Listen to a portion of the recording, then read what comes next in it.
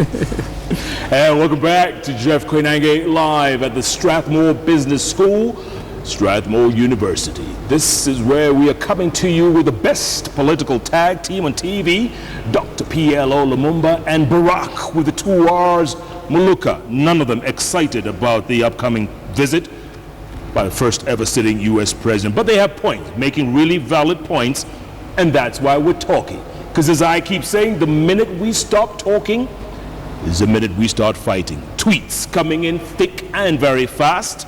Robert Borale says, the English on that bench is hot. Even the Queen would need a dictionary. A couple of good questions being asked here. Albert Kigada is asking, ask Dr. PLO to explain how we can have a trade with the USA when Kenya is now 60% service driven, 24% agriculture, 12% industrial. Remember that Kenya is the 96th trading partner of the United States as at last year. And remember, we're still under AGOA. We export a lot of apparels which are being done at the EPZ. Remember we have coffee. Remember we have tea.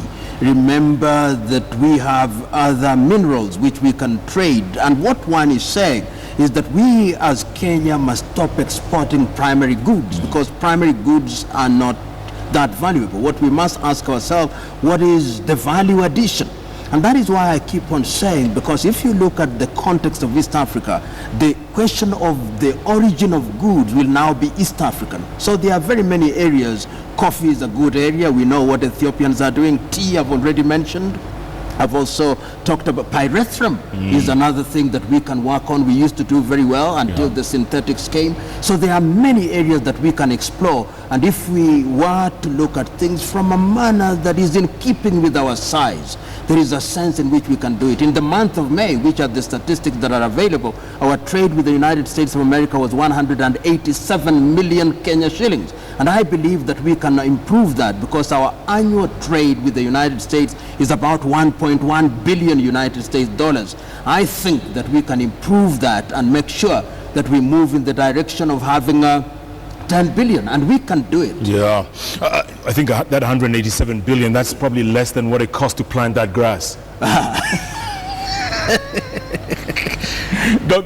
Barack, Nixon Oduor is asking, should POTUS, President of the United States, comment about our politics? Well, you cannot talk about investment, you cannot talk about entrepreneurship without talking about politics, because politics creates the environment. So invariably he's going to have to talk about the politics, not just of this country, but of the entire region. He's going to certainly want to talk about the politics of Uganda, the politics of Tanzania, the whole of this region. As a certain mzee used to tell us, siasa ni maisha, siasa mbaya, maisha mabaya, siasa nzuri. So it's going to, it forms actually the basis upon which everything else rests.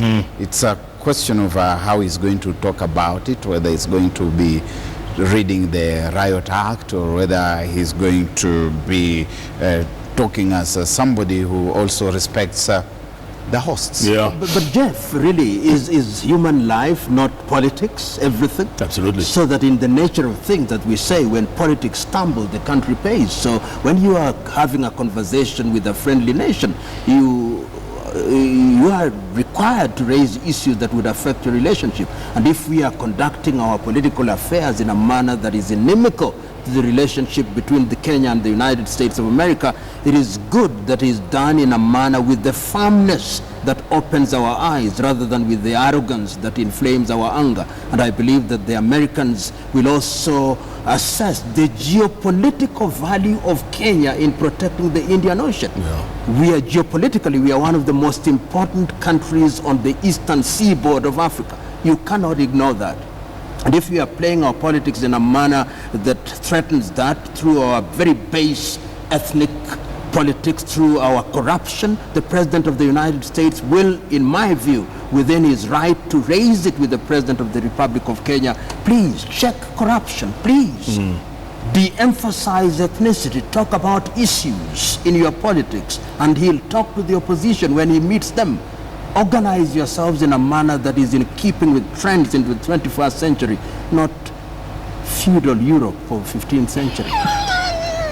PLO.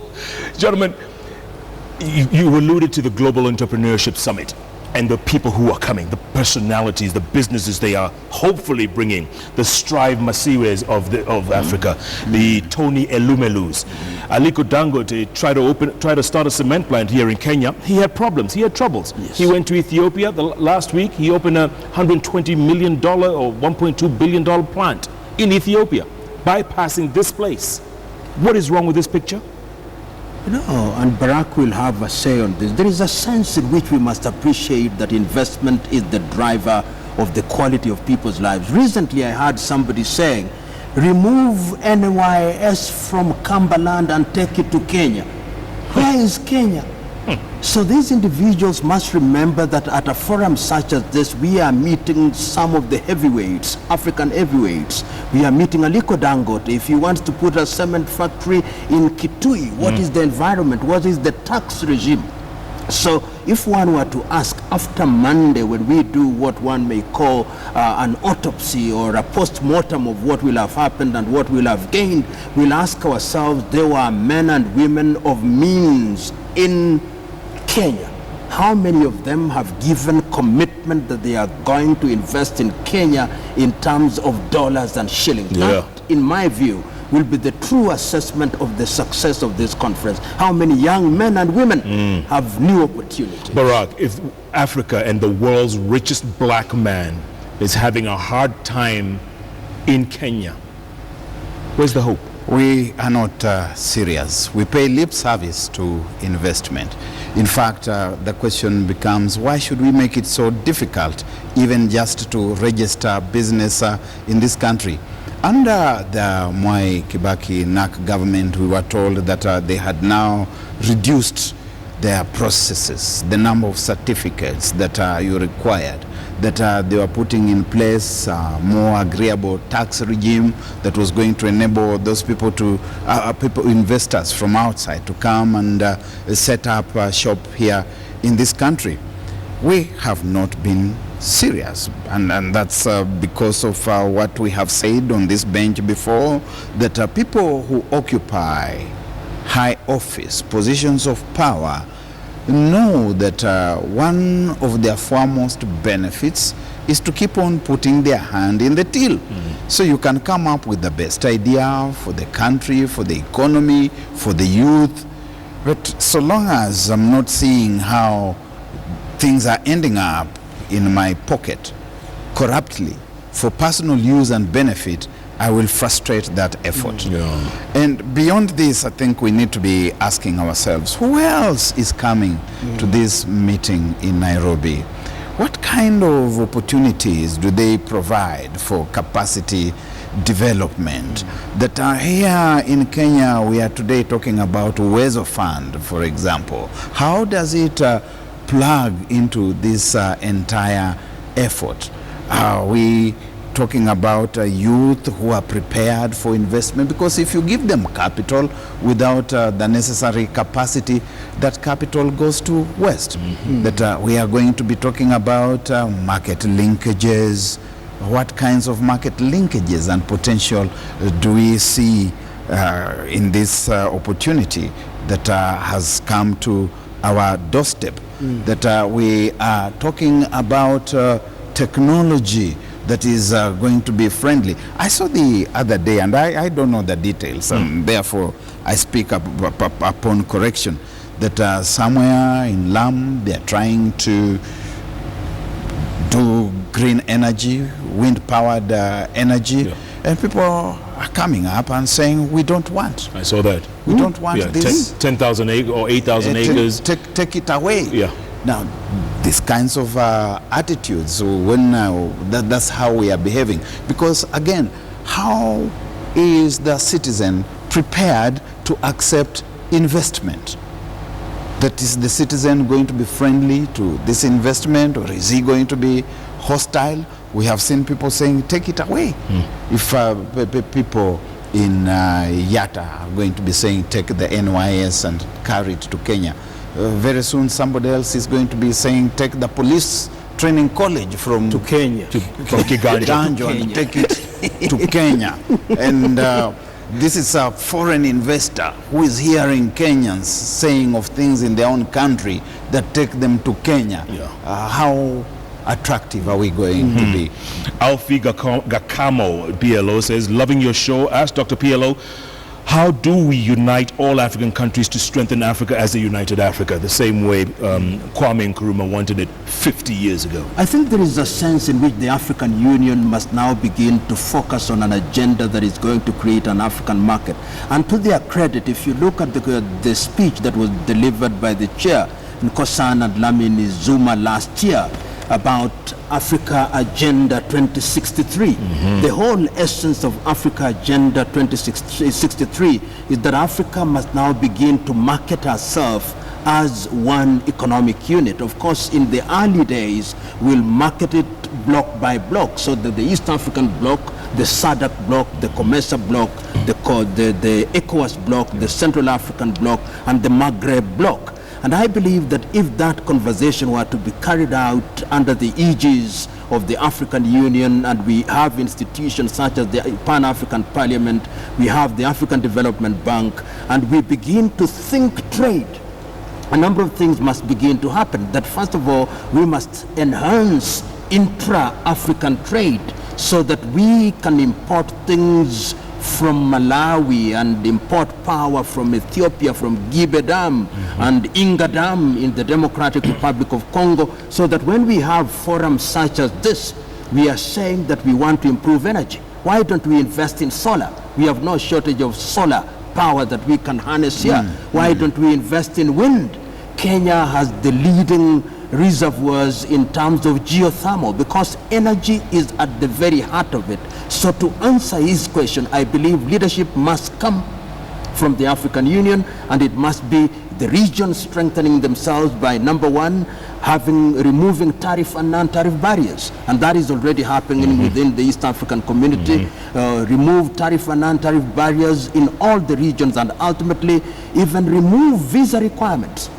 People always say that you need these visas. You can still pay fees because many African countries see them as revenue collection. You can relax them and generate funds by payment of fees. And I believe if Africa speaks with one voice as Africa, then Africa will be heard. Barack's talked something about the scramble for Africa. The more fragmented we are, the more vulnerable we are, the more susceptible to manipulation we are, the more manipulable we are, and in my view, that is inimical to the long-term health of Africa, and that can be arrested if we adopt a Pan-Africanist approach. I was in Addis Ababa last week at a seminar conference called Funding for Development, and they're talking about exactly that. They're talking about a trade zone between Cape and Cairo. As it should be. A free trade zone. And the conversation is very robust. Barack, Edgar wants to start a new hashtag in acknowledgement of what you all are saying. Hashtag is After Monday. Will we have a hangover after Monday, Barack? Yes, if it just becomes a talk shop for us, if we are just excited about diversionary red herrings in the name of homecoming, we lose the essence completely. And what we get out of it is just a temporary high that there's been President Obama in Kenya. In fact, we are likely to find ourselves complaining that, oh, we did not see him. The essence is not to see him. So that someone was making a joke. Put it with a light touch. That all the flights are booked to Nairobi. Come and the Luo Nation. Behold the Man Mountain. You know, Gulliver in Jonathan Swift's satire, Gulliver's Travels, that the Man Mountain is coming, and we want to come and the Lilliputians want to come and see the Man Mountain. Kimenyi Warohio says, Barack M is correct. Are our entrepreneurs ready with corporate culture to reap the benefits of the GES? Are they ready? Yes and no. Yes, in the sense that there are people who have kept enterprises alive and struggling, because we have been told in this country by those who belong to the MSME sector, and that is where growth of enterprise actually begins, that a lot of these new enterprises, about 80% of them fold within the first 2-3 years. They are no longer there. But you can find that there are lots of small, medium and micro enterprises that have been around for very many years. There's that potential in this country. What needs to be done is for it to be harnessed, that within the Ministry of Industrialization, where this actually resides, we need a more deliberate policy. In fact, from where I sit, I think that emphasis should be a lot more on developing local enterprises, that these are good all-weather economic friends, that the other things that we talk about, good as they are, direct foreign investment, good as it is, it belongs to the docket of good weather friends. Indeed. When the weather gets bad, Robert Okach, you have to listen to this, gentlemen. Robert Okach says, in this whole discussion, you and the panel are forgetting one very important factor. Yes. Michelle, Malia, and Sasha. I think that is on a light touch. I think what is actually said is that we've got to have our light moment. We ought not to be too serious. And we understand where it's coming from. But that is for after Monday, for a few moments. I just want to pick on what Baraka said. If you go to Landis Road in Shaurimoyo, we have had this Juakali thing for as long as 40 years. If after the activities on Saturday, we were to have entrepreneurs that would go there and say, you've been doing this for the last 40 years, we are going to invest $1 billion United States dollars so that these metal boxes, these sufurias, we are going to standardize them, we are going to make them into export quality, you will have equity into this, and we are going to make this a flagship 2030 project. Then to me, that is the kind of thing I want. And I can't agree with Barack more that there is a sense in which the kind of technology that Africa needs for the kind of economy that we have is something that we are talking about cottage industries, so that we can revolutionize rural Kenya and rural Africa. So I think there is a sense in which when our entrepreneurs meet those who will be at the GS forum is to ask ourselves, what is the appropriate technology that can work in this environment? Indeed. Okay. We may marvel about other things, but let us choose appropriate technology. All right, gentlemen, closing thoughts. We've got a minute each. Barack, you first. Closing thoughts. Yes, this is a very good opportunity. I think lest we should sound like we have been pessimistic. I don't think we are pessimistic. We are just realistic. That it's a good thing. President Obama is coming here, and it's a good vote of confidence in our country.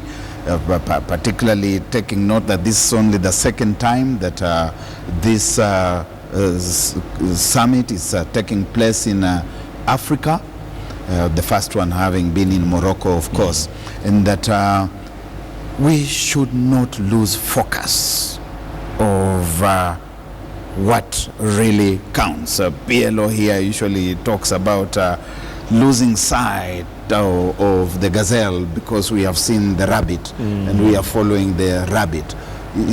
We can get excited about the affinity that the President of the United States of America has with Kenya, but that is a side issue and it's a small issue.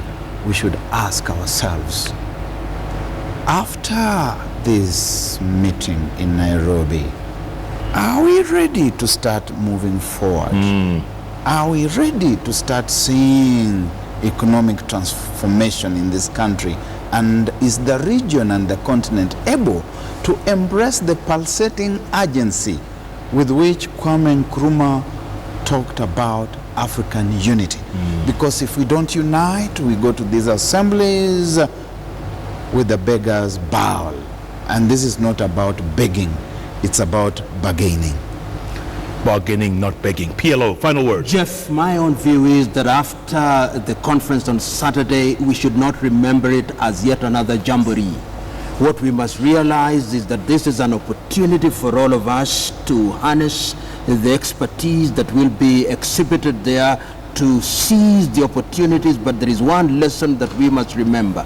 Kenya and Africa will only grow on the basis of a script that is written by Kenyans, written by Africans, and the only thing that foreign intervention can do is to help us in lifting a vessel that we have built in our own image. That is the lesson of history, and that is the lesson that we must embrace. Indeed. Good lessons indeed. Gentlemen, thank you. Good to see you as always. Thank Barack, you. Asante sana. excellent. Thank you so much. Good luck. Are you guys going to meet him? Are you going to meet the other Barack? Yeah, PLO? yeah, good. I don't want to say I haven't received an invitation to meet him. What? I haven't received any invitation to Come meet on, him the in man who private. quotes Martin Luther King? Perhaps he will invite me upon arrival. Keep your phone open. I will. He has my number. Thank you, gentlemen. Appreciate it. Tomorrow night, right here on JKL, we'll continue the conversation about Obama on a light touch. We have comedian, funny man, Eric Omondi, who sometimes pretends to be Barack Obama. That's a show you don't want to miss. That's tomorrow night right here on KTN and KTN News at 10 p.m. Keep tweeting at Barack M, at Koinange Jeff. PLO still looking for 140 characters. Thanks so much for being part of this conversation. Goodbye from the Strathmore Business School at Strathmore University. Tomorrow is another day. Good night. Good luck.